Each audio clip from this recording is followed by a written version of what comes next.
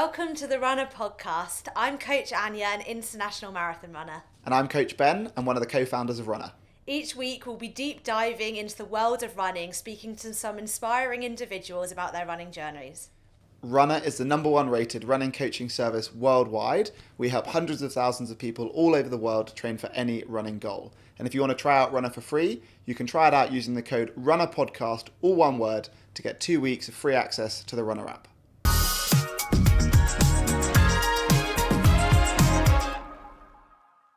Joining us on the podcast today is footballer YouTube star Theo Baker.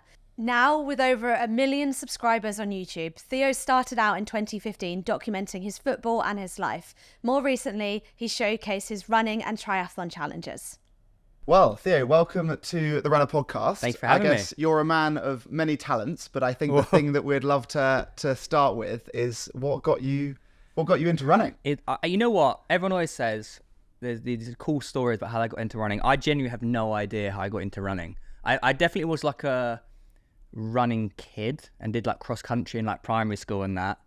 And then the running was always just like second nature to my football growing up. So I guess I did that just to aid my football. But I do have this one run I did. I want to say like anywhere between 2010 and maybe 2013. So I would have been like 15 to... No, that can't be right.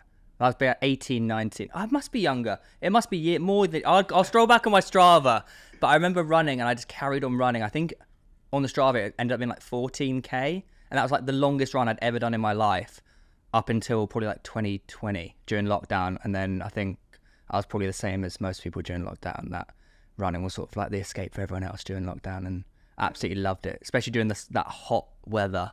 It was amazing. When it was the kind of like run 5, nominate 5. Yeah. Oh, yeah, I did that. Yeah, posting the Strava photo with your hand up like that. I think I managed to scrape a PB that day when I did mine. Yeah. As well. So is your earliest running on Strava? Yeah, it is. I tracked all my runs on Strava. Oh, wow. I don't think I've done a single... This is quite sad, really. I don't think I've done a single run ever in my life not on Strava, prior to maybe having a mobile phone or a smartphone. How old are you, Theo? I'm 20, just turned 28. Because I'm literally the same age as you. I'm just turned 28 as well. Happy birthday. But I didn't start on Strava, and I'm really sad that my like earliest. Yeah. Well, I guess it was. I guess all my runs were on Strava, because prior to using Strava, I don't really remember doing runs. Like as a kid, I don't really remember going for a run. I sort of just played football, and that was my running. Apart from, as I said, that one run on Strava, which I will be out. You know, when this goes, I'll send it to you and I'll find it. We'll share it. Yeah. So this is run #1, or this is your first long run? This is just the first long run that I remember specifically. Yeah. So it's funny. The start of my running that I put on Strava was basically when I was at uni, and I would basically run as hard as I can to really impress everyone, and then like wouldn't run again. And at the time was big gym goer, wanted to look great, but didn't like the calories of drinking. So I would often save money by not getting an Uber home, and I would get run home. And I would run home. But then I was almost so enthusiastic and energetic or whatever that I would then run home and realize I'm now all sweaty and hyperactive from all the alcohol and Jaeger bombs or whatever. I then put my running shoes on and then go for a run. So my first like 6 or 7 runs on Strava are also... which people can scroll back and find. For like 2 a.m. Yeah, genuinely. Like there was one on like one of me on Halloween, like running around Southampton Common in like. You went to uni in Southampton? Went to uni in Southampton, so near you in Brighton. Well, I went to uni in Bournemouth. Okay, nice. Funny enough, only around the corner. Yeah. So obviously that's kind of the start of running. What got you into your football? Because obviously you did a lot of football growing up, and that continued to be a... Yeah, that was my #1 thing just as a kid. I had always played football. I joined my first team in year 3, and that was where I'm from. Like joining my team in year 3 was like late, so like all my friends had already been playing for Seaford, which is like a little town near Brighton, and I played football my entire life. I do remember actually that this is so niche. I don't know why I remember this, but I remember we had a training session in college, I think it was. And I was training like 3 times a week, matches twice a week with football and college. And I just remember running around the pitch and doing the loop. I just remember being so fit. I was like, oh my God, I'm not out of breath. This is the fittest I've ever been in my life. And for some reason that memory sticks out. But it sort of went downhill from like the age of like 19, 18 with football. But you kept up football with your YouTube? Yes. And so your YouTube, I think you started in about 2015? Yeah. And it primarily was around football content. Yeah, sort of. That was probably the point at which, well, I was at uni, and my friend did YouTube, so he sort of got me into it. And then I just found that every time I did something to do with football, that would do well. So I sort of just accidentally fell into that lane, which is sort of a good thing though, because football was my passion growing up. And it also was a little bit better for me because playing matches was not ideal with the amount of injuries I picked up growing up. So football videos was a better way of doing the thing I wanted to do. And actually, if you look back now, like, because I was at Palace for a bit, and I ended up turning them down because it meant moving to Croydon instead of going to university, and the chance of making a professional football was so small. So I think looking back, going down the YouTube football route, I've probably achieved more in football than if I'd stayed at the club, which is quite interesting.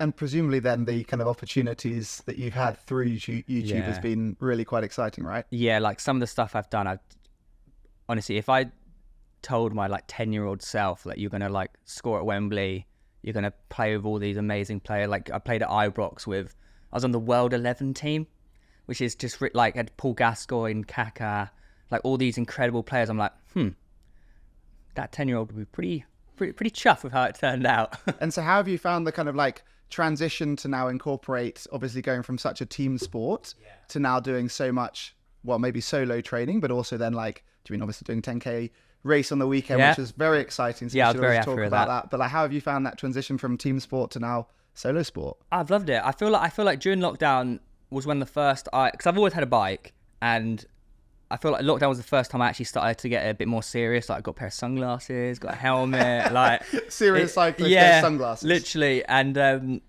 picked on my first gravel bike, thinking it was a road bike, and didn't really know the difference between the two. Actually, the one I've rode in today. Nice.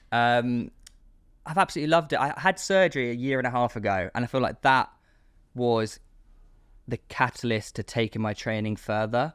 Even though I did my first half Ironman and first sprint triathlon before the surgery, that surgery was the thing that sort of maybe parked football a little bit and started to focus on running and triathlon a bit more. And so I guess these kind of like injuries that you've touched upon have been a big kind of like theme through your running journey. So talk us through kind of the injuries, and it would be great to kind of learn more about those. I mean, where do I start? I mean, the first major injury was 2009. That's where I tore my sartorius twice. First time I just kicked a football and it went ping. Second time I hadn't done any physio because I didn't know what I was meant to do. I didn't see a physio, and I just came back too early and it went again, shock. And then 2013, 2 days prior, 2 days before I was meant to be going to Zante with the lads on my first lads holiday. I did my MCL and ruptured my cartilage, I think it is. Meniscus, sorry. MCL and meniscus. That was out for a year. That was not good. That was again a football match. So every time I play football, it seems to result in these terrible injuries. And then it was just like little strains and whatnot for like years. And I actually remained pretty injury free for like up until I was about 26. So that 6-year period of just being football videos, it seems to be going well. Playing 11-side every now and again, running, cycling, it seems to be going well. And then ironically, the football videos are what caused me to get my hip surgery because I had a cam deformity, I think it's called. Cam lesion. And it's that repetitive load of continuously kicking on your right side. Turns out taking 100 free kicks every day for like 6 years does do some damage to your hip. Because do you mean a lot of people would assume that like running and doing triathlon are such like high risk injury sports that then almost like you've transitioned from a sequence of injuries in football to then picking up a sport or set of sports which are I've equally... not been injured through like running, cycling, triathlon. It's amazing. Never. Yeah, which is bizarre because I feel like a lot of people do get injured running, maybe if they're not running properly. But for me, like fingers crossed at the moment, doing that has sort of strengthened me in all other areas, especially the cycling actually as well. I've noticed the more I cycle, the less injuries I get because it's strengthening the muscles around everything. But that hip surgery was a result of the repetitive kicking. Funnily enough, you don't get it top bins first time every time. There's a few editing in there, bit of editing. But yeah, that also got me in the gym as well because I realized like I'd done like gym on and off, but I needed to start fixing my body. Otherwise, I'm not going to be able to walk by I'm 40. So what does a normal week look like for you now, kind of around, between all of the content that you're doing around the training, and obviously we can come on to it, but you've just done an exciting 10K Yeah, it's really in accurate. Brighton, Really happy about that. which looked amazing. And the next goal is the half Ironman. Yeah, in September. Which one? I'm looking at Knockheist in Belgium. Is it Knockheist? It's in like Flanders in Belgium. Flat course. Okay. Very flat course. And a river swim as well, I think it is. So I was like, that looks pretty ideal. I'm so excited for it. The 10K at the weekend was like a really big marker for me because prior to injuring my hip last September, that was probably the fittest I'd been. So I did a 5K in like 21 minutes. For me, that was like, I was like blown away. I was like, wow, I'm really like seeing progress. You know, I've had surgery, I'm going up. Then I did my hip again. I was like, okay, now we're in a bin again for a few months.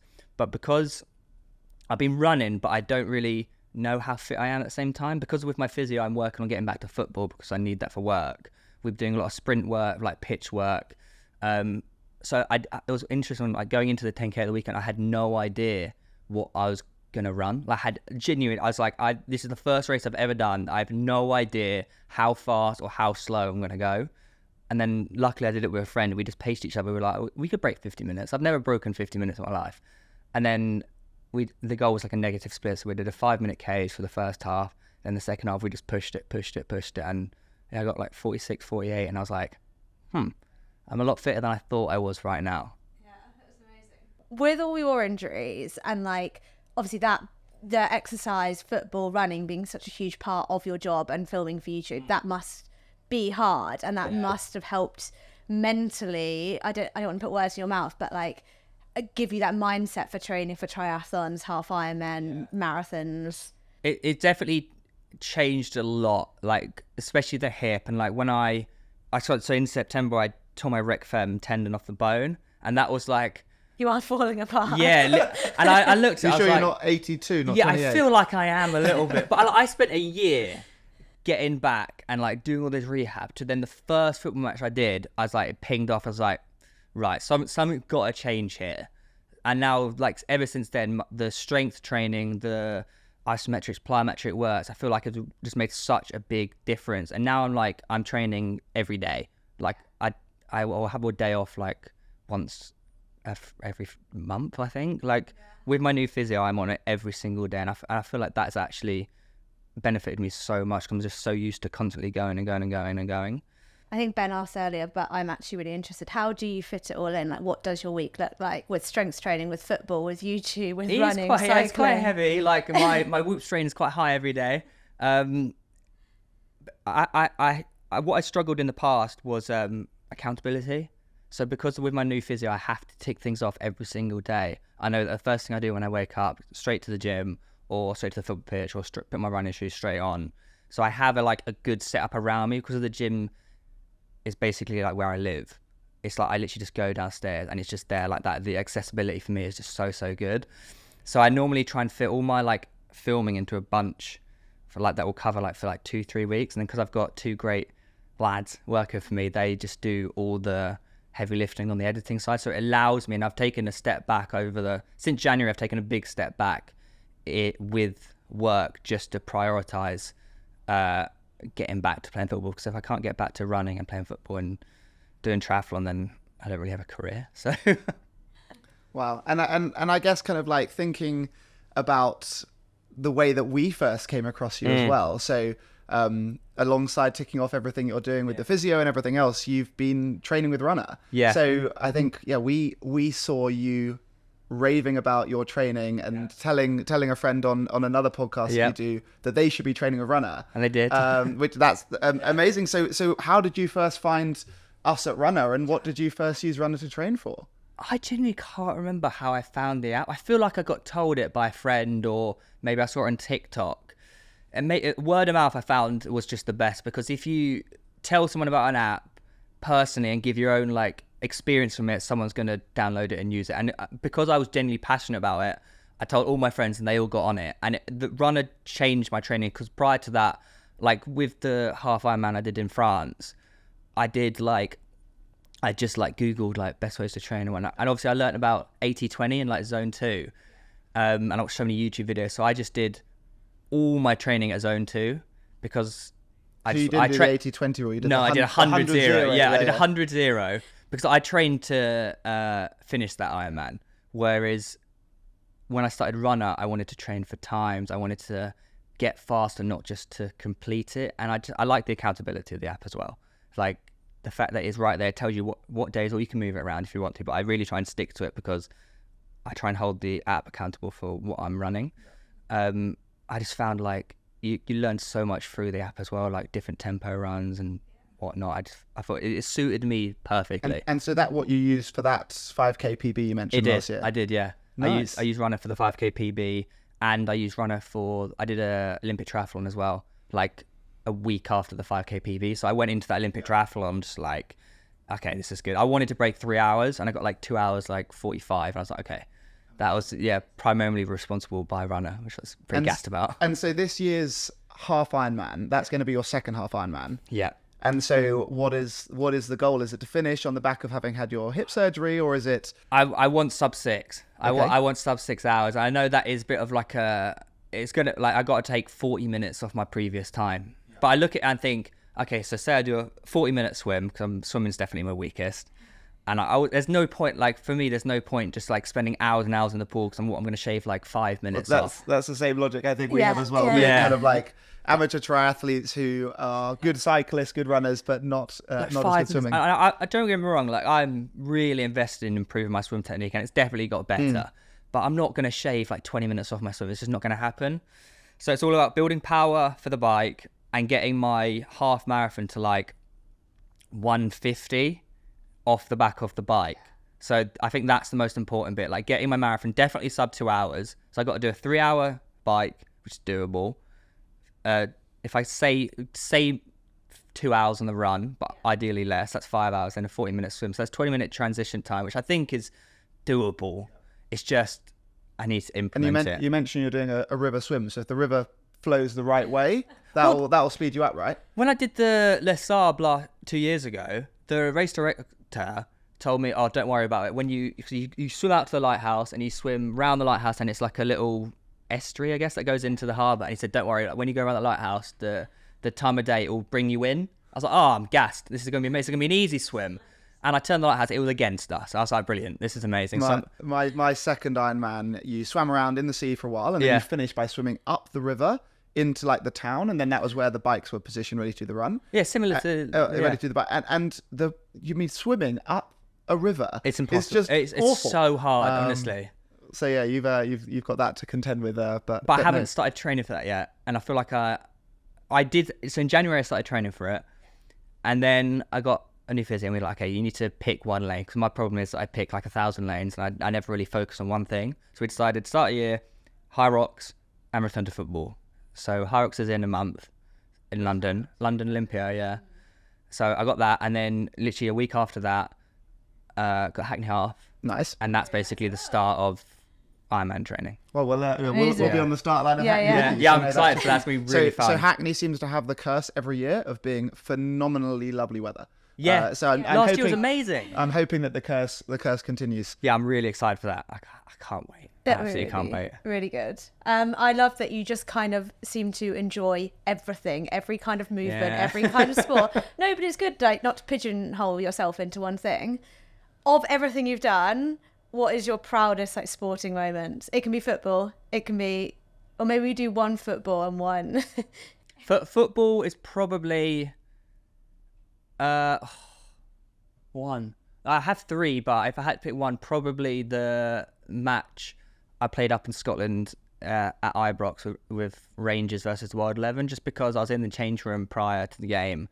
I just looked around the change room, saw these like World Cup winners, Champions League winners. Like, what on earth am I doing here? And like coming on the pitch for I played 10 minutes, and it was like in front of 50,000 people. I was like, this is just insane.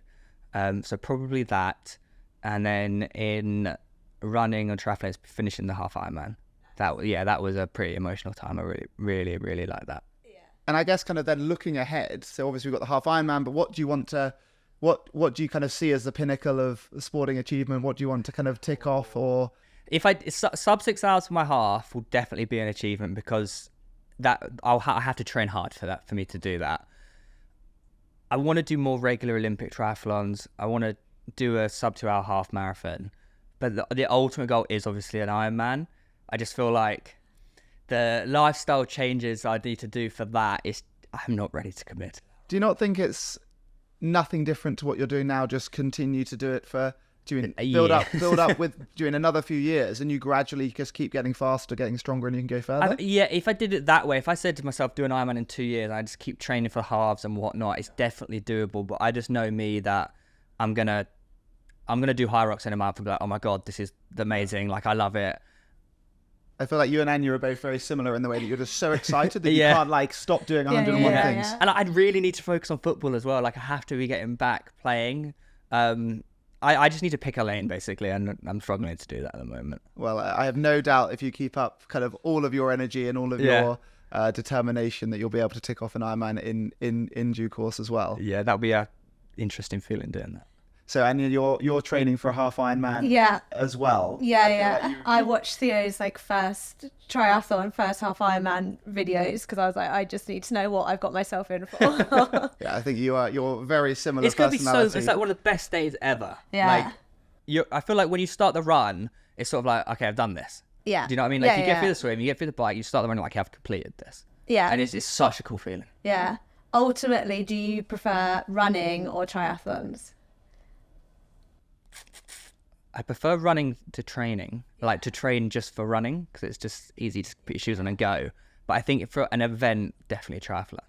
Definitely. I think it's the fact that you're out there for so much longer. Yeah. That then you're building up, first of all, you've done more, so you're prouder at the finish line, but you've also had longer to visualize what it's going to feel like. And then when you see, especially in like these Ironman events, that kind of red carpet you run down, it really is a different feeling. Like going through those like little towns in France, and like everyone comes out in these little towns and just starts cheering you on, and it's a pretty cool feeling. I love it. Yeah. No, I can resonate with that. You've got your half Ironman finish line to look forward to as well. Yeah. No, well, I guess kind of like our last serious question before we come on to some sillier ones later on. I guess what would be kind of like your biggest piece of advice that you'll give your younger self, given everything that you've gone on to achieve? Younger self advice would be very specific to me. Start strength training earlier and stretch. Because I feel like if I just prevent toddler. We do should it now record you from and then 5 years old. We should record you and then just play this to everyone in the Runner app as soon as they start. Yeah. Well, you got mobility in the app now as well, and the strength training. So you should definitely do both, because if I had done both from earlier and didn't just neglect it, because like, I would just do football videos without warming up. I wouldn't cool down. I wouldn't stretch. I probably would be in a better shape now in terms of injuries. But I guess, if I'd never got injured, I would never get sponsored by My Protein and stuff like that. So it's, yeah. I guess like you speak of all of these different challenges you've done with so much energy and so much enthusiasm. I think like that's one of the most important things for anyone who's going to go on consistently for a long time to go and do some really cool things. Like, what is it that makes you love training in the way that you do and not see it like a chore like so many people do? I honestly have no idea. Like I did the London Marathon last year. I should not have done that. But like doing it, I think it's crossing the finish line. It's just such a cool feeling. And I don't know, I just love training. Like, I don't know, I can't really put my foot. So many people have like reasons why they train and whatnot. I haven't figured it out yet. I'm sure like in the next few years, I'll figure out why I keep training and do all these things. But right now, just riding the wave and just keep going. Amazing. No, that's super amazing. Well, great to learn more about your story.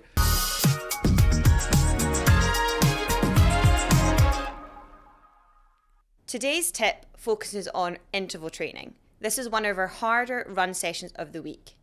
During our intervals, we'll run at a faster pace, which feels less sustainable, but the good news is you only need to do this for short period of times. By tapping into this faster pace, we're training our body to be able to cope the demands with faster running, and over time, it will start to feel that little bit easier.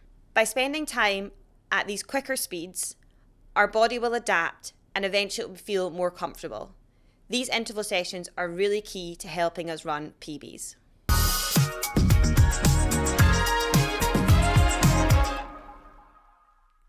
So now, we've got a few sillier questions. So I can blame Anya for coming up with this one. But would you rather do a 12-hour football match in a trisuit, or do a full Ironman in football kit? I feel like I would definitely die doing a 12-hour football match. Like, my body would fall apart, I think. And I feel like playing football in a tri-suit's not that bad. I feel like you get a few comments on your YouTubes. Yeah, I would get a few like, this guy looks a bit weird. But the only thing, how do you do the swim in a football? You like get dragged down, and then you wear that under your wetsuit. But then you take off the wetsuit, you don't have any like padding on the kit. bike. There's no padding. But imagine running around your football pitch with the padding. Yeah, but I feel like that's not too bad. Like, because you run with padding anyway on the tri-suit, don't you? So like running around football pitch is not too bad. I feel like I'd have to give the triathlon go in a football kit. I don't think I could play 12-hour. But there would be some serious issues going on without no padding. Then it could be a good way to get some extra views on your YouTube by actually just doing your half Ironman in September in football kit. Full Arsenal kit. Yeah. Socks as well. Why not? Shin pads?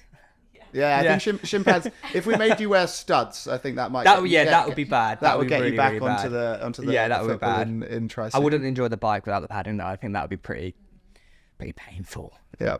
Okay. But I think that wins it. So you're sorted on that one. Right. So for number 2, would you rather have no brakes or no gears on a hilly triathlon? And I guess we can ask you this question as well. What gear are you stuck in? Or is it just like a medium gear? You pick one gear, and that's your gear. You'd have to have no gears. You'd have to. You need brakes. Surely you would need your brakes. You drag your foot. Although if You have no gears, you've got brakes, right? And you have no brakes, you've got gears. Yeah. So you'd have to go no gears and have the brakes. Because No. no brakes, like, It's you'd fall close. off the mountain. But it's closed roads. Yeah, but With no cars. if you're going downhill and you end up going like 70 miles an I hour, bet like John Pidcock doesn't use his brakes. I wouldn't try. Yeah, I would be terrified. I think you're right. Like I remember I did a ride in Mallorca, and like I went uphill. I was like, oh, this is pretty bad. But then coming downhill, I was so scared. Yeah, that's what I was I like, scared oh, about. and there was like a bit of wind. I feel like every bit of wind, I'm just like going to go flying. I need my brakes. I assume you're. I do the same. Yeah, although I'm quite fearless going down. It's the up I struggle with. Yeah. Oh, Okay, I'm right. So terrified. we've decided the brakes. I feel like you would do no brakes. Well, I don't know. The problem is I'm quite heavy, so I go downhill quite quickly. So I. And we have to stop. Imagine you get to the bottom of the hill and it's just a sharp corner. But also at the same time, I'm quite heavy, so I'm really bad at going up hills. So I'm gonna need some easy gears. So I'm just screwed. Yeah, you're screwed which is the either same way. reason why we probably both pick the flattest triathlons possible. Yep. Cheat codes. Amazing. Right. Okay. Last one of these slightly sillier questions. You have to. So you're running a marathon, and you have the choice of either listening to yourself on podcasts the entire way, or doing yourself the audio from your YouTube videos, or Daru Sandstorm on Druid repeat Sandstorm, for the 100%. entire marathon. Yeah, 100% Druid. What would you That's an rather absolute do? banger. That's an absolute banger. Theo over and over again. Theo's dulcet tones over my own. Yeah, I thought you could say my own voice. So, I'd okay, listen to you're- Theo. I bet I couldn't bear to listen to myself. The for 4 re-recording hours. of all of your clips from the Runner podcast, or Daru Sandstorm over again. I think you'd have. If it was someone else, I'd listen to their voice, but your own. But I you don't listen to think the you can do. same. Oh, it'd be That- multiple different podcasts. There's also an element that Daru Sandstorm could actually be quite productive. Yeah, Really I like- feel like Darude Sandstorm would get me going. It's not so bad for Anya because she gets a marathon done so quickly, so it's really not that bad. 2 hours. It's only like half a podcast. Yeah, I'll be out there for like 4.5 hours. I'll be like, that's a long time. I need Darude Sandstorm 100%. 100%. Nice. Okay, settled. Right, so we're going to move on to going through some of the silly, embarrassing stories that our runners have sent in. So if you would like your embarrassing runner story to be read out next week, please send them in to our Instagram or send them to podcast@runner.com. And Theo, you have guessed it, we are going to come on and ask you about your most embarrassing running story. So you can be thinking about that in a few moments' time. Shall I go for the first one and you go for the second? Right, so we have got an embarrassing story sent in. I might not share their name because I think this one does look quite meaty. So I was on my chase for my 30k long run back in 2022. I was 10k away from the city of Nuremberg. I'm probably saying this wrong. In Germany, absolutely. It's got the umlaut on the U. Is that right? Yeah. Yep. It was raining hard. I suddenly felt a gentle rumble in my tummy, which made me wonder whether I should make my way back. A second rumble became a fart. I can see where this is going. Oh. I started returning. Not even 1.5 kilometers later, I was deep into contractions. Mind that it was not yet spring, which meant that stopping would have meant no leaves for supply as toilet paper replacement. I ended up stopping in the middle of nowhere, close to the running bike path, took off my shirt, cleaned myself up, threw my shirt in the nearest bin, and continued the run with my waterproof jacket only. Nasty nipples afterwards. That is not. Yeah, it's not ideal, is it? Yeah, not But when great. you gotta go. Yeah. Yeah. Anyway, I feel very bad for the bin men that day.